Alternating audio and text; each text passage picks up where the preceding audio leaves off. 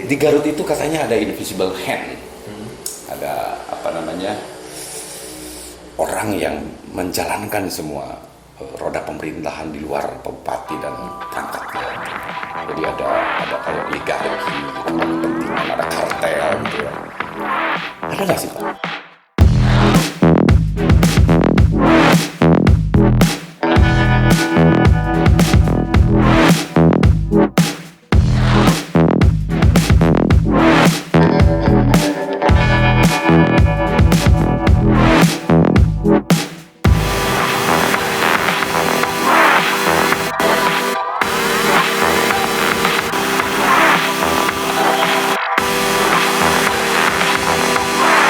Yang saya maksud tadi, ini sanitasi ini ya saya lihat itu ya buruk lah gitu ya, buruk sekali gitu, nggak ada identitas sanitasi yang tertata rapi gitu ya, artistik dan segala macam gitu. Apa sebetulnya yang pernah Bapak lakukan itu? Kita ketimpangan dari sisi kewenangan. Di sisi lain kita ingin maksimal Iya. mengelola lingkungan tersebut.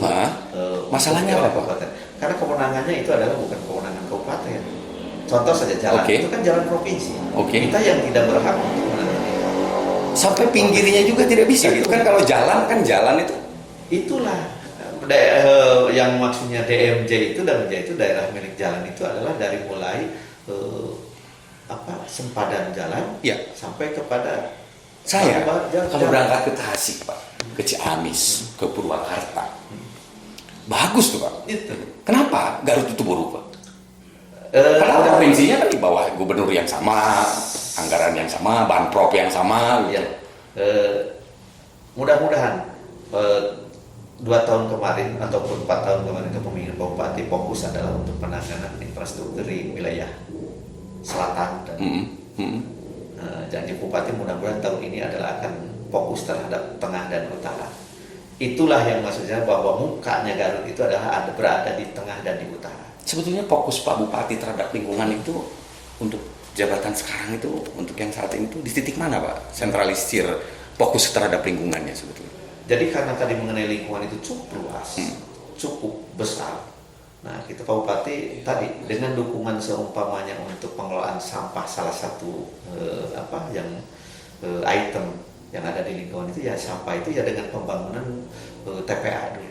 Ya, artinya outputnya ya yang diinikan ya. Jadi itu program-programnya memang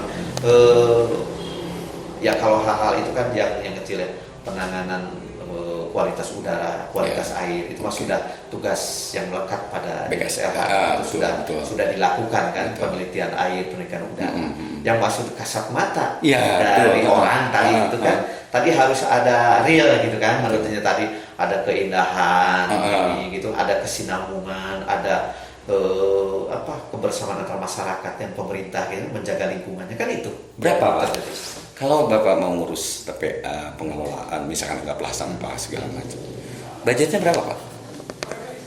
Bapak udah prediksikan? Realnya ya, seumpamanya yang permulaan kita hanya mendapat tadi 30 miliar, alhamdulillah kita sudah ada peningkatan sebesar 50%, 100%, jadi naik jadi 60. Walaupun kena refocusing lagi, jadi ada penurunan kembali. Ya kalau refocusing kan itu mungkin cerita yang lain lah ya. Ini kan untuk ke depan. Itu belum mengakomodir apa yang menjadi program tentang lingkungan. Berapa persen lagi kira-kira kalau bisa mengakomodir Pak kira-kira? Biar didengar sama Pak Bupati juga sebetulnya. Jadikan usulan itu melebihi dari 1000%. 1000% ya. Karena apa tadi? Untuk bisa kita mengelola lingkungan itu tidak sedikit. Itu Pak. Betul. Baik, Pak. Bapak setuju kalau seandainya penegakan hukum lingkungan itu ditegakkan setegak-tegaknya? Mengenai penegakan hukum itu kan harus tidak menggulu dan tidak pernah ada tolerir. Jadi maksudnya tadi tergantung posisi mana dia untuk bisa dilakukan penegakan secara. Ya tentu harus disesuaikan dengan bukti-bukti yang ada ya. Nah itu, jadi saya setuju untuk itu dilakukan. Pak, di kelembagaan Bapak, setahu Bapak ini kan pernah jadi PPR gitu ya, segala macam. Di pengadaan barang dan jasa di Garut itu banyak korupsi nggak sih Pak? istilah korupsi itu seperti di mananya kan gitu. Maksudnya di pengadaan barang gitu ya, ada tekanan-tekanan dari tekanan-tekanan dari luar sehingga memenangkan tender dengan cara-cara korup, ilegal, ada fee katanya terhadap oknum-oknum eksekutif, legislatif, pihak ketiga. Ada nggak sih Pak itu sebetulnya? Jadi dari sisi aturan dan ketentuan yang harus dipenuhi dalam cara pengadaan dalam jasa itu kan normatif sesuai dengan aturan dan ketentuan. Kacamata Menurut pejabat- Bapak ada nggak sih sebetulnya motif-motif korup itu sebetulnya Pak? kan bisa tadi itu tergantung interpretasi ya. Manakala kita seumpamanya ada pemenang itu, apakah dalam prosesnya ada penekanan? Kan itu bukan kacamata pimpinan, adalah pengasas, tergantung terasa di pejabatnya. Pejabat pengadaan itu kan sekarang sudah terpisah dari lembaga dinas. Iya betul, sudah terpisah sendiri. Iya betul. Istilahnya tidak bisa intervensi oleh yang lain, kan gitu. Jadi kita hanya memberikan inilah untuk dia. Dalam proses dan prosedurnya kan kita sudah lepas, tidak lagi mengkontrol itu. Sepanjang Bapak menjadi kepala dinas PUPR, pernah nggak ada yang nawarin fee ke Bapak untuk pekerjaan tertentu? Dalam dunia perdagangan atau dunia bisnis gitu kan, Pasti ada. Orang bisa saja ada yang mengaku memancing atau itu. Sekali lagi kita kalau itu sudah itu terjadi, itu tidak akan bisa dan bisa lepas dari genggaman orang yang akan berjanji itu. Makanya kalau sekali saja kita berbuat menyimpang, itu akan terus terbawa sampai kapanpun. Di Garut itu katanya ada invisible hand, ada orang yang menjalankan semua roda pemerintahan di luar bupati dan perangkatnya katanya.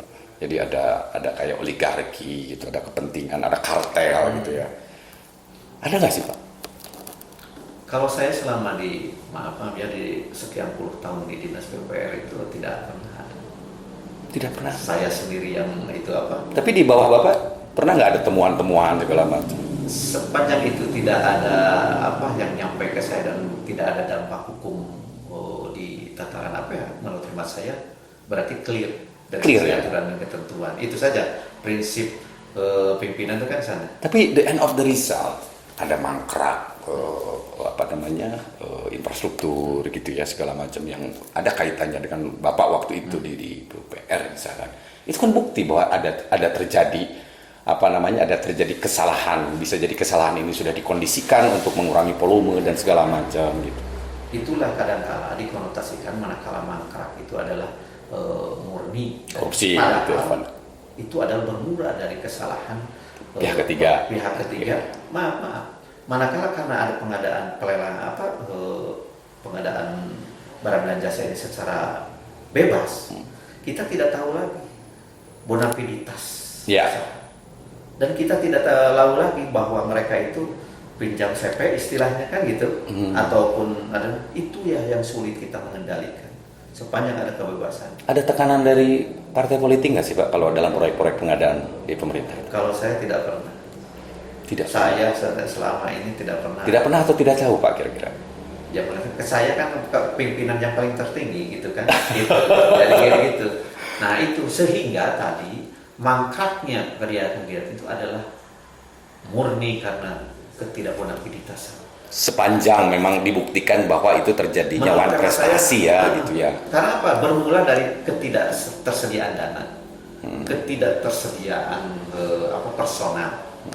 Itu berarti kan ada miskualifikasi seharusnya di situ. Itu maksudnya dalam sisi penilaian pemenangnya itu tidak sampai menukik itu kan, karena persyaratan yang ringan dan mudah. Contoh sekarang aja, seumpamanya ada persyaratan untuk kesiapan dana 20%. Kan itu hanya beberapa kegiatan. Itu pun bisa direkayasa kan. Itu yang sulitnya. Jadi kalau sepanjang kita tidak tahu bahwa ini bonafide ataupun orangnya jelas, latar belakang pengusaha benar, baru kita mengatakan oke, ini clear. Menarik, pemirsa. Balik lagi ke lingkungan hidup Pak terakhir. Satu kalimat untuk Garut dan pemerintahan yang dipimpin oleh Pak Rudi dan Pak Helmi sekarang. Satu kalimat Pak untuk Garut secara perspektif lingkungan. Karena sudah janji beliau di dalam visi dan misinya, memang misinya juga tertuang. Saya rasa kalau ini diaplikasikan, Garut akan berubah secara drastis. Ya? Ya. Oke. Kalau Baik. konsisten dan konsekuen terhadap apa yang menjadi. Ya. Baik pemirsa Ruang Publik Garut, cukup sulit sebetulnya meminta statement clear mengenai apa sebetulnya yang terjadi di lingkungan ataupun beliau semasa menjabat di dinas yang lain. Hanya saja beliau selalu membicarakan tentang bagaimana sebetulnya dukungan dari pimpinan nomor 1 ini akan menjadi salah satu kunci juga, ya kan? Bagaimana program kerja yang tadi katanya kebutuhan dananya sebetulnya 600 miliar untuk membenahi atau mengelola seluruh proses-proses lingkungan hidup, baik itu dari sisi infrastruktur atau kelembagaan, tetapi ternyata LH ini baru hanya mengkonsumsi 60 miliar untuk 1 tahun anggaran, dengan 55%-nya dihabiskan oleh belanja tidak langsung. Ini merupakan tantangan, kewajiban kita bersama untuk memunculkan kekritisan kita terkait dengan perbaikan lingkungan di Kabupaten Garut. Tentunya himbauan yang Ruang Publik sampaikan mewakili masyarakat Kabupaten Garut terhadap pimpinan daerah adalah melakukan program yang se-extraordinary mungkin, memberikan kekuatan postur anggaran yang extraordinary juga untuk memastikan kondisivitas lingkungan yang akan berhubungan dengan tingkat kesejahteraan dan kesehatan masyarakat. Itu dari saya. Tetap sehat, salam kritis, salam logik, berpikir merdeka dan merdeka berpikir. Satu kata untuk slogannya Pau. Berjanjilah untuk membuang sampah pada tempat. Terima kasih.